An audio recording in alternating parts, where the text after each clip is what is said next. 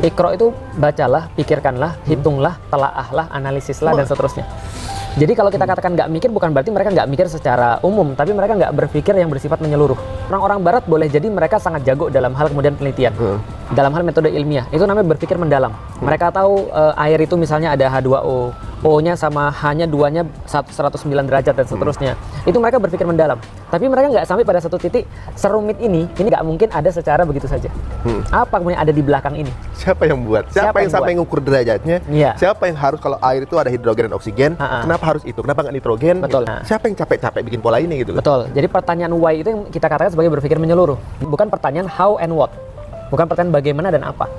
Nah, jadi ketika saya menemukan ini, saya nggak ada pilihan lain. Kalau saya nggak bisa untuk menjelaskan semua ini, saya harus terima bahwa semuanya di belakangnya ada Allah, ada Tuhan, kan itu kan ya. Dan kalau ketika saya nggak bisa mendatangkan yang semacam dengan Al-Quran, saya harus terima bahwa ini adalah satu-satunya kitab yang kemudian mengarahkan manusia. Dari situ saya bilang ini semua logis. Ya.